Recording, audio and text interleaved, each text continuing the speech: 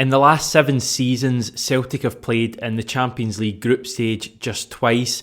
In fact, our very last game at group stage level was in December 2017 when we lost to Anderlecht at home. A fairly forgettable night, and if we're honest, there's been a lot of forgettable nights in the Champions League, even when we were playing in the group stage. So my question today is the UEFA Europa League now Celtic's level? And if that's the case, is that anything to be ashamed about?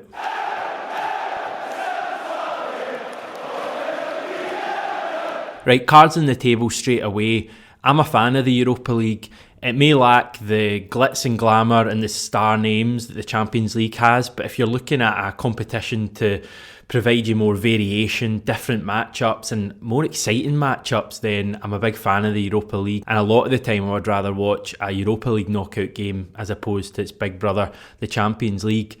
I'm not alone, I don't think, as a Celtic fan in quite liking the Europa League now. That's not something that's shared around Europe. Our attendances at Celtic Park in the Europa League group stage in the last few years have been brilliant. I think every group stage match in the last 3 or 4 seasons has sold out when fans could go to games. And actually the last season that we played in the Europa League with fans, i.e. last season, we had the second highest average attendance of any team in the Europa League, with only Arsenal beating us, and even then they only had a couple of hundred extra fans. But this attitude amongst the Celtic support, as refreshing as it is, it hasn't actually always been the case in the Europa League. If you go back about a decade to the Tony Mowbray season he had in the Europa League, when we were in a group with Rapid Vienna and Hamburg, and I think Hapoel Tel Aviv, I want to say. You go to the next kind of managerial regime under Neil Lennon, and we had those daft 6 o'clock kickoffs, but even for the nighttime games, the crowds were basically 50%, half full Celtic Park for the Europa League. Even in the Ronnie Dyler games, they probably crept up to about 3/4 full, but there was still seats to be had at Celtic Park. And it's one of life's great mysteries for me as to why the Celtic support now completely buy into the Europa League and sell out virtually every group stage match. Maybe it was the Brendan Rodgers time at the club that got everyone excited again, but it really is an interesting one. But anyway, I digress. The key point I'm trying to get across is that the Europa League matters to Celtic fans. Why is that? Why wasn't that the case before? Is it that we kind of know deep down that the Europa League is now the level that Celtic should and will play at in Europe in years to come? We have been in the Champions League a couple of times in recent years, Brendan Rodgers' first 2 seasons, and as great as the glamour was, and we got the big European nights against Barca and Man City, teams like that, they were still not great campaigns from a Celtic point of view on the pitch. In those 2 campaigns, we took a total of 6 points out of 36, which is pretty poor, and our overall goal difference was minus 24. Now, when you consider we only played 12 games, that's not a great look. But we're not alone. The Champions route supplied 4 teams into the Champions League group stage this season. Now, adding the points tallies together for those 4 teams, you get 10, which is not great at all. Last season, the number was double, but when you realise that Ajax contributed 10 points, again, the numbers don't look great. The season prior to that, they were back at 10 points. So on average, you're looking at a Champions route team getting about 2.5 points on average in the Champions League group stage. In fact, if you take it over a wider sample size and go back 9 seasons, the Champions route has provided 42 teams into the tournament proper, the group stage. Now, of those 42, 30 have gone on to finish bottom of the group. 11 have managed to finish third and sneak a place in the Europa League last 32, and only 1 team has come through the Champions route to qualify for the last 16 of the Champions League.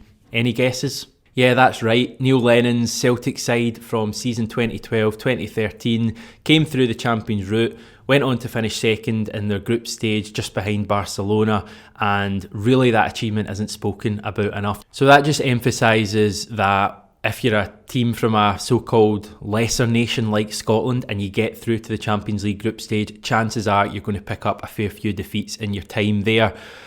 That's pretty much a cast iron guarantee at the moment, but one thing that Celtic haven't done well enough in recent years, stating the obvious here, is actually qualifying for the group stage of the Champions League.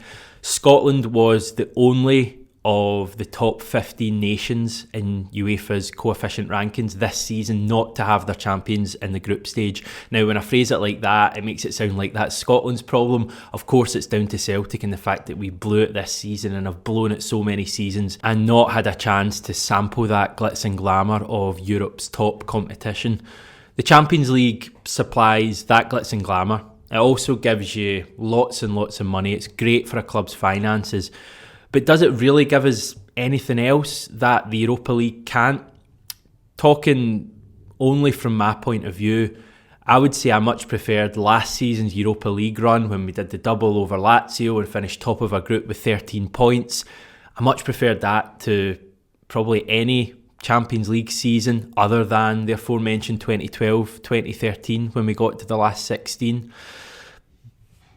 Playing in the Champions League in recent years has been pretty tough experience. Yes, there's been decent nights. The draw against Man City, the 3-0 win away to Anderlecht was a particularly great night, but there's been a lot of horror ones that you've just absolutely hated watching. Barca scoring 7 against us, PSG scoring 7 and 5, Bayern Munich beating us 3-0 in Germany. If you sign up for the Champions League, you're signing up for a fair few humblings if you're a club of Celtic's stature and quality. Ideally, Celtic would make it into the Champions League group stage, put up some sort of a valiant effort, maybe not get 5-6-0 scuddings along the way, finish third in our group and drop into the Europa League last 32 or last 16 as it soon will be.